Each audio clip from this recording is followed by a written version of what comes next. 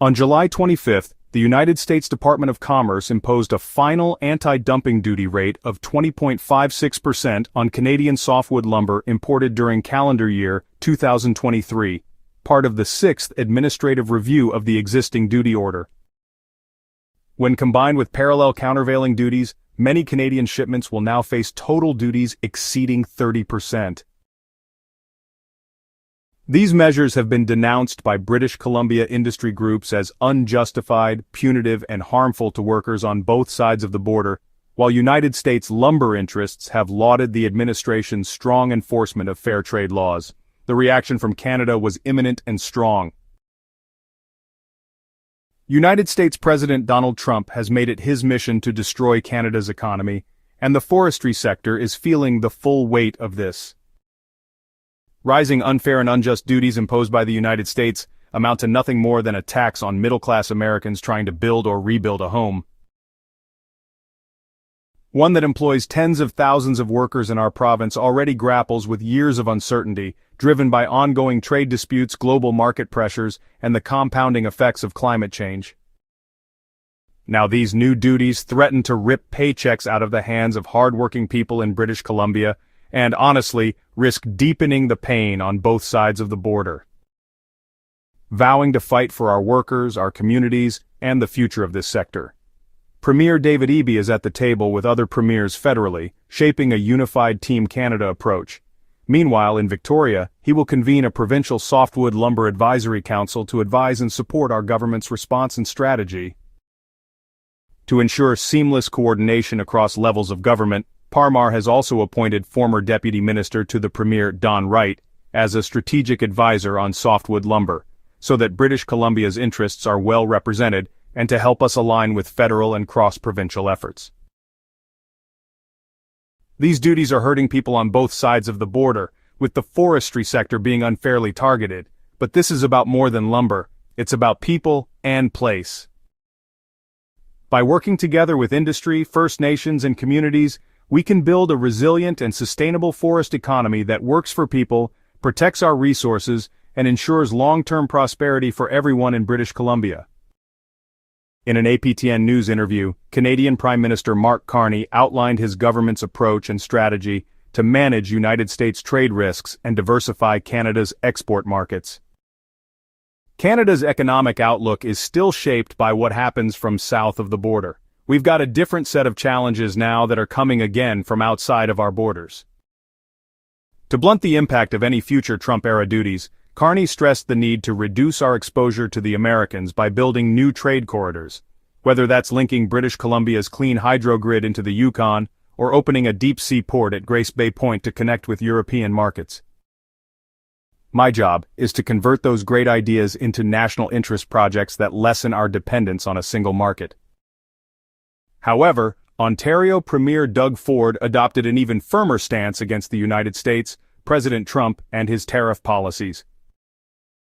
In an exclusive Power and Politics interview with CBC Ontario, Premier Doug Ford delivered a stark assessment of the escalating Canada-United States trade tensions and issued a clear warning to President Donald Trump. When it comes to Canada, be very cautious about where you slap tariffs. Japan buys approximately $79 billion worth of products off of the United States. We buy $359 billion. We're their largest customer. To put that in perspective, Ford pointed out that Canada outstrips China, Japan, Korea, the United Kingdom, and France combined, and actually a lot more than Mexico as well. His point was clear. Our economies are intertwined at a level few Americans fully appreciate, and any blanket tariff regime that doesn't acknowledge this will backfire. Recent reports suggested that G7 countries might face a uniform 15% tariff on United States exports, prompting Ford to voice alarm. So, I'm always concerned with Donald Trump because, well, he changes his mind every single day. We really don't have to take a back seat to anyone in the world, especially President Trump. He warned that such a tariff, applied equally to all United States goods shipped to G7 partners, would inevitably be a tax on Americans.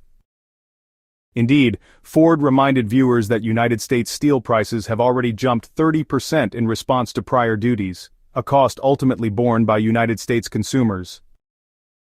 For Ontario, the stakes could scarcely be higher. The province's auto industry relies heavily on United States inputs. 50% of the content in our vehicles is American parts. If duties on Canadian autos and auto parts remain in place, he warned, Canadians will buy anything but American cars, and auto parts producers would shift sourcing north of the border. In steel too, Ford painted a grim picture. Those sector-specific tariffs in auto and steel are bleeding out. How long can it possibly last? With unemployment in Windsor already in the double digits and major plants like Stellantis and Volkswagen teetering on the brink, the Premier argued that Ottawa and Washington must find common ground, or risk a trade catastrophe. Ford made no secret of his expectation that Canada be treated as a peer rather than a junior partner. They need to start respecting their number one customer. At the same time, he stressed that Ontario would not be a passive victim. We're going to onshore everything we possibly can, no matter if it's aluminum cans or I-beams or rebar, he declared, emphasizing a broader strategy of bolstering domestic production. Crucially, Ford emphasized that certainty is the word. Last year, Ontario attracted roughly $40 billion in foreign direct investment and created 25,000 jobs, a testament to the province's ability to compete globally when businesses know where they stand. With certainty, people will invest, buy a home, start a business. To maintain that certainty, Ford urged Ottawa to streamline regulations, cut red tape, and keep both taxes and energy costs low. Despite heated debate over federal-provincial immigration quotas and health transfer formulas, Ford portrayed an unusually cohesive Council of the Federation. We all have a common cause to drive the economy, make sure we're the most prosperous, wealthiest country in the G7, he said, praising Prime Minister Carney's business-minded approach. On immigration, where Ontario has proposed issuing provincial work permits to ease chronic backlogs, Ford dismissed fears of legal clashes. As long as they go through their security checks, they want to work, contribute to society. Let's get them out there paying taxes. As Ford prepared to hand the council's chairmanship to Prince Edward Island Premier Rob Lance, he vowed to remain at the forefront of Canada's trade fight. We're there for him, Ford said of his successor.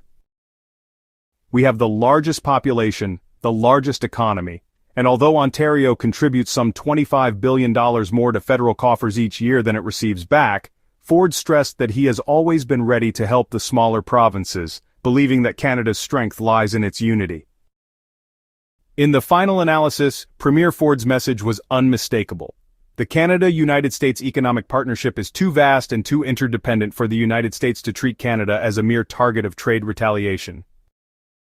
If Washington fails to recognize that reality, it risks imposing a tax on Americans while hollowing out border communities on both sides.